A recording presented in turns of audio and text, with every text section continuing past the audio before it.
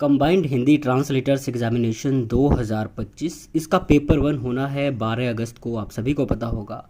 लेकिन अभी भी बहुत सारे लोग ऐसे होंगे जिनकी तैयारी हो चुकी है या जिनकी तैयारी ठीक ठाक हो चुकी है। वो सोच रहे हैं कि लास्ट वीक में हम क्या करें।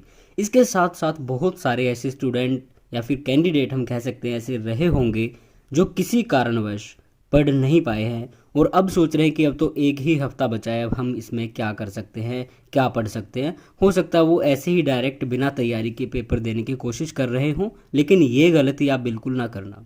ये वीडियो आप सभी लोगों के लिए है, जिन्होंने तैयारी नहीं की उनके लिए भी, और जो तैयारी कर रहे हैं उनको कैसे रिवीजन करना है उनके लिए भी। तो हम सभी जानते हैं आज 3 अगस्त है, 12 अगस्त को आपका पेपर है, तो केवल 9 दिन आपके पास है। 9 में से हमने 8 दिन की स्ट्रैटेजी बनाई है और भैया आज का दिन भी अगर आप छोड़ देंगे तो भी आपके पास 7 दिन बचते हैं 10 तारीख तक। तो 7 दिन में आप इतनी अच्छी तैयारी कर सकते हो कि आपके 170 प्लस मार्क्स आने की पूरी पूरी उम्मीद है। तो ये चीज़ें आप कैसे अप्लाई करोगे, कैसे इनका इम्प्लीमेंट करोगे, वो अब हम देखने वाले हैं। तो आगे चलते हैं। देखो, सबसे पहली चीज़ आपको क्या करनी है, कंप्लीटली डिस्कनेक्ट होना है सोशल मीडिया से। जैसे आप टेलीग्राम के ग्रुप्स पे जुड़े होंगे, व्हाट्सएप के ग्रुप्स पे जुड़े होंगे, इवन अगर हमारे साथ भी जुड़े हैं तो भैया वो चीज़ें एकदम से बंद कर दो। ये आपका बहुत ज़्यादा टाइम वेस्ट करता है। हमने जब तैयारी की थी तो हमारा भी कुछ ऐसा ही माहौल रहता था, लेकिन हम तो भैया साथ में चैनल ग्रुप ये सारी चीज़ें चलाते रहे थे। खैर वो चीज़ें कभी किसी और वीडियो में बात करेंगे उनके बारे में। तो ये चीज़ बहुत ज़रूरी है। देखो, अगर आप वहाँ पे पढ़ रहे हो, अगर आपका टाइम वहाँ पे यूटिलाइज हो रहा है तो ठीक है, लेकिन अगर आप ज़्यादा ही संवाद करते हो वहाँ पर, ज़्यादा ही टाइम पास आप करते हो, समय व्यतीत करते हो, या फिर कहीं समय गंवाते हो, टाइम वेस्ट करते हो, तो वो छोड़ दो केवल और केवल 1 हफ्ते के लिए। दूसरी चीज़ आपको क्या करनी है, ये आपके सामने है। रिव्यू करना है आपको पूरे सिलेबस का, इंग्लिश और हिंदी ही आती है इसमें, और साथ में आपको फाइनल स्ट्रेटजी बनानी है। देखो, फाइनल स्ट्रेटजी हर किसी की अलग होती है। मैं हूँ, मेरी अलग है, कोई और है उसकी अलग होगी, लेकिन यहाँ पे हम आपको एक रफ आइडिया देंगे, उसके हिसाब से आप अपनी स्ट्रेटजी बना सकते हो। तो आप अपने अकॉर्डिंग ही स्ट्रेटजी बनाओ। आगे अब चीज़ आती है revise what you have studied. इस एक वीक में जितना भी आपने अब तक का पढ़ा है वो सारा आपको रिवाइज करना है। और भैया फोर्थ जो पॉइंट है, अभी तक अगर आपने तैयारी नहीं की है तो भैया कुछ स्टेप्स है जो आप फॉलो करके हो सकता है कि आपका काम बन जाए। और वो स्टेप्स क्या हैं ये आपके सामने है। एक हिंदी है, एक इंग्लिश है। तो इन सभी को, कोई भी सब्जेक्ट है, हिंदी हो या इंग्लिश हो, कोई भी ग्रामर वाला सब्जेक्ट होता है, लैंग्वेज का सब्जेक्ट होता है, तो उसमें 2 चीज़ें होती हैं। एक होती है व्याकरण और एक आप कह सकते हैं बाह्य व्याकरण या फिर शब्दावली वगैरह करके।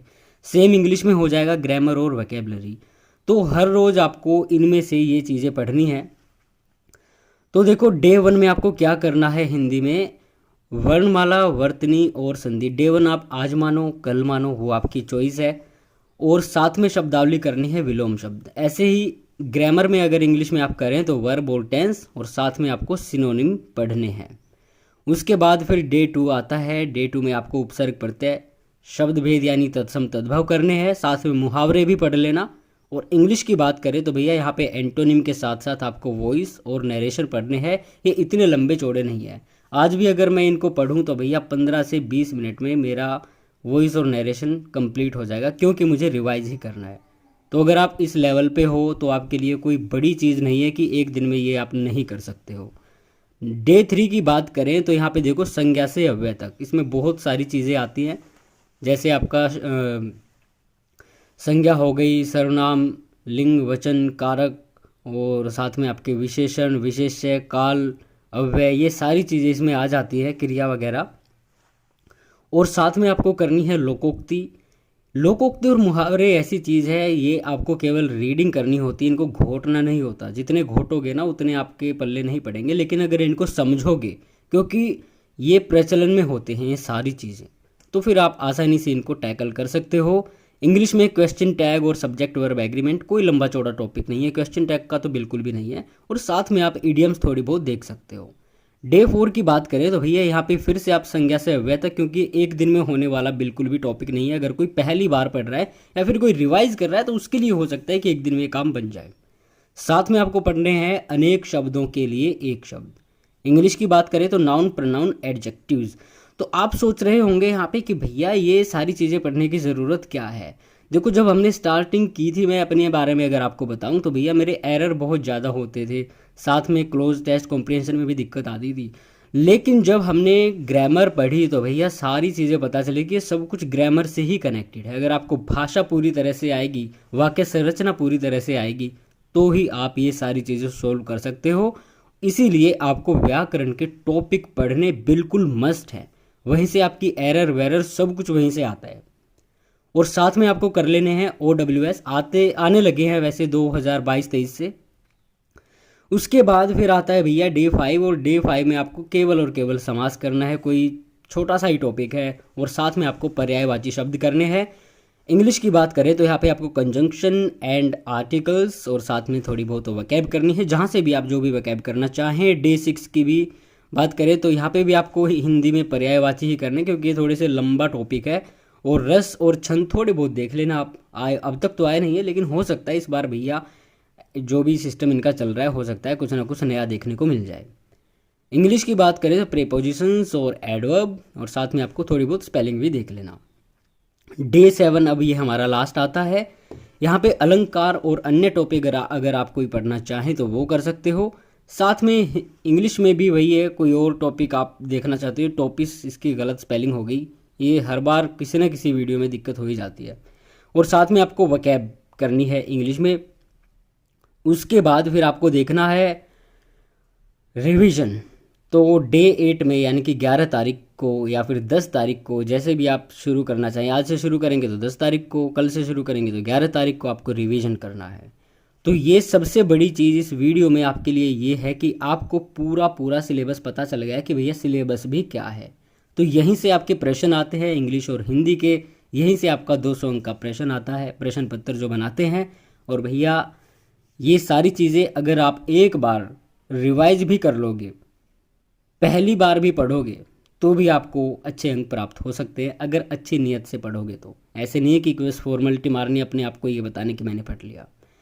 अब देखो कौन सी किताबों से पढ़ें। अगर आपके पास केवल यही वीक है, आपने कहीं और से नहीं पढ़ा है, तो भैया मैं आपको 2 ही किताबें रिकमेंड करूंगा।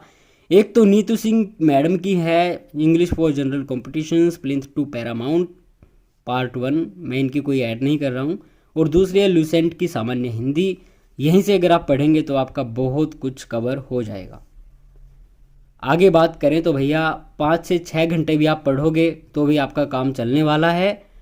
और टारगेट आपको करना है 170 प्लस का। 170 प्लस अगर आप पेपर 1 में लेके आते हो तो चांस आपके बन जाते हैं। होता तो ये है कि भैया कई बार अगर ना होना हो, किस्मत पे भी होती है नौकरी, 180 वाले का भी नहीं होता, और होना हो तो भैया 155-60 वाले का भी हो जाता है। लेकिन एक सेफ स्कोर अगर हम निर्धारित करके चले तो 160 प्लस में चांस बन जाते हैं, लेकिन 170 प्लस एक सेफ स्कोर माना जाता है पेपर 1 में। और भैया इसके साथ साथ हम आप सभी को विश करते हैं एक गुड लक। तो ये चीज़ें थी, अगर आप ये अपना लेंगे तो आपका काम हो सकता है बन जाए। और ये टॉपिक वाली स्पेलिंग को थोड़ा सा आप अनदेखा कर दें तो ही ठीक रहेगा। तो अब समय आपके पास उतना नहीं है कि ये सारी चीज़ें आप आराम से करो। जिनको रिवीजन करना है वो भी यहीं से इसी स्ट्रेटजी को कर सकते हो। मैं कोई कंपल्शन नहीं है आपके ऊपर कि आपको ये सब करना है। और जो पहली बार पढ़ रहे हैं तो उनके लिए नो डाउट ये बहुत ही ठीक रहेगा, जहाँ तक मेरा अनुमान है, क्योंकि अपना भी कुछ ऐसा ही एक्सपीरियंस रहा है।